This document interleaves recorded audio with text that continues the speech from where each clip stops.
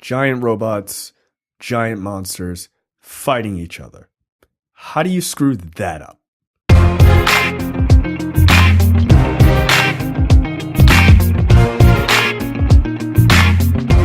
Hello and welcome to a brand new episode of Coming Distractions brought to you by the Nerdpocalypse Podcast. I'm your host, Jay.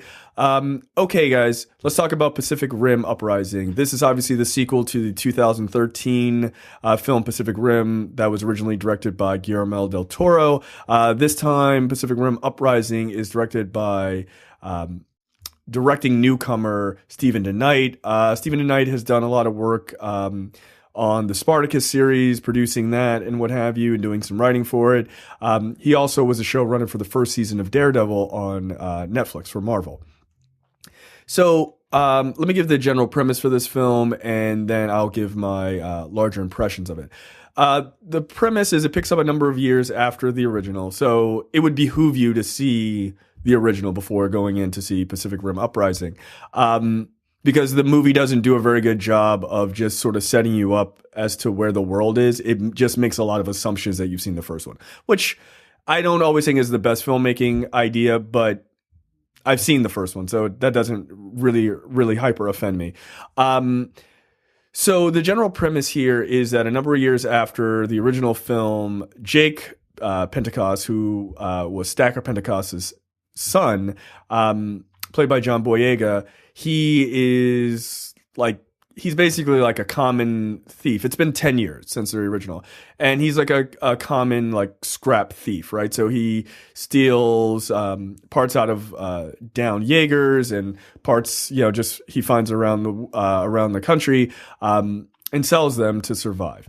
And he gets picked up for trying to steal something, and him and this other character, Amara, who's sort of like a junker as well. They both get arrested, and Jake is forced to go back into the service to basically teach people how to be pilots, to pilot Jaegers, because that's what he did, but he washed out early on in his career.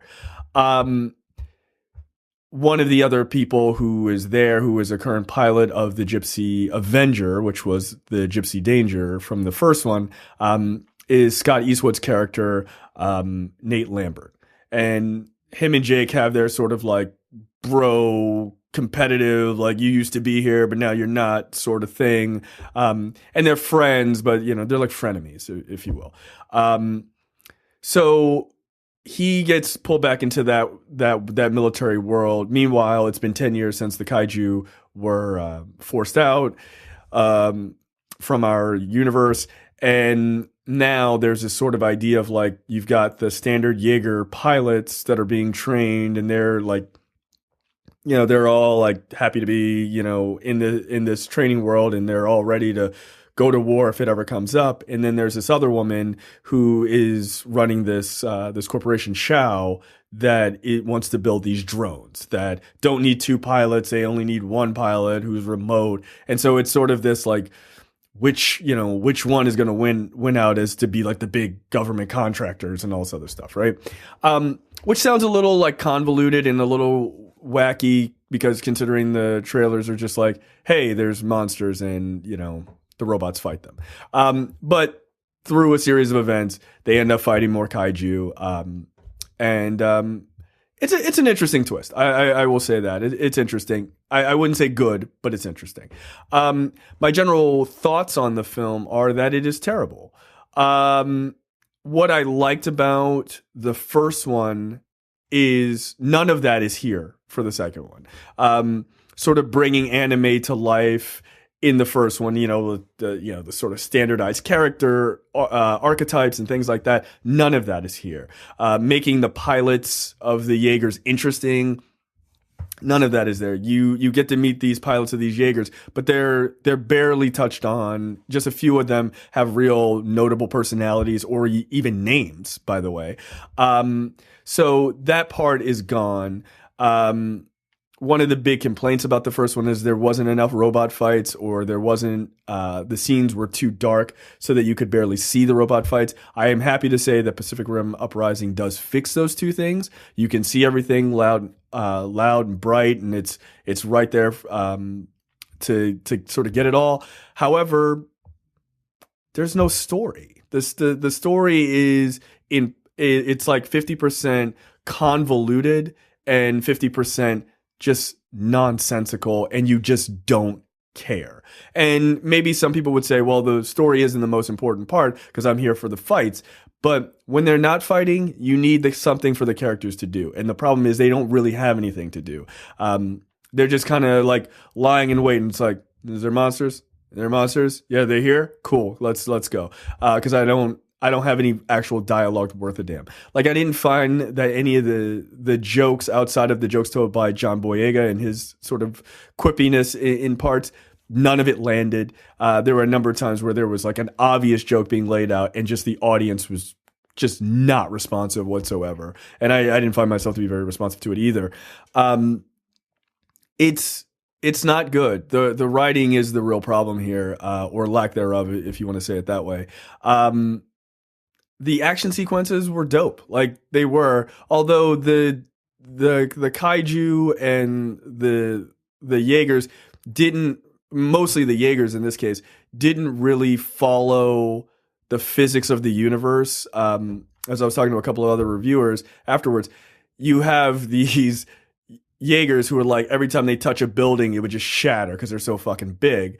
But then you had one like run and like jump off of another building to do a kick. It's like, well, but is it physically heavy or is it not? So it was kind of like changing those things just to make it work to look cool, right?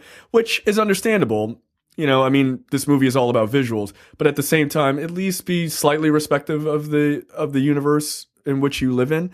I mean, just all in all, the fights were the only reason to really see the movie. And there's a decent amount of action. Look, if you want to go into this movie and say, hey, I'm not worried about the storyline. I'm not worried about whether it's as good as the first one. Spoiler alert, it isn't. I'm not worried about the acting. I'm not worried about the writing. I'm not worried about anything. I just want to see kaiju get beaten up by cool looking robots. Sure. Okay, that's fine. That's not what I go to see movies for. I go to see it for the full experience. Again, the acting I thought was John Boyega is the only reason to see this movie, in my opinion. Like his parts that he has that are like entertaining or funny. Yeah, the rest of the cast, I was going to say Clint Eastwood, but Scott Eastwood has an uncanny ability to be the least interesting person on the screen when he's there. I didn't care anything about him. One thing about the sort of the fights that I forgot to mention is that the robots feel weightless. You know that sort of CGI where you don't, like, there's no impact. And like, I thought the first one had an ability, and I don't know if it's just filming and how it's filmed, you know, in comparison to this one. It just felt like it had more impact. Like when the Gypsy Danger's dragging the boat in the original and he hits the kaiju with the boat, like it felt like it had real impact. This one, they're jumping and flying and getting thrown all over the screen, and you're just like, I don't care about any of this. Like, it looks cool, but there's no weight to it.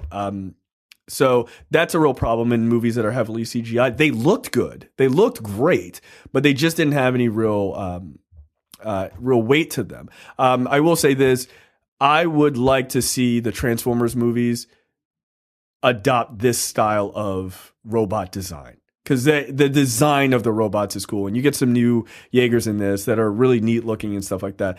But when it comes to the actual, like, having physical weight as they're moving around the screen, it just isn't there. I don't know how you fix that. I don't pretend to know that. I'm not a filmmaker, but I would say it never felt like, wow, this has real gravity to it. Yeah, this is a 2 out of 5. It's really disappointing because, again, I really enjoyed the first one quite a bit. I don't know how you fix this going forward, if you can fix it going forward. But what I do know is I have no desire to see Pacific Rim 3 if it's going to be anything like this. So that's it. Pacific Rim Uprising. Not sure if it's going to unseat Black Panther, honestly. It's just, I don't really think it's really worth anybody's time. To me, it feels like a Netflix wait and watch. A perfect while you're folding laundry on a Saturday movie. Not really worth your time.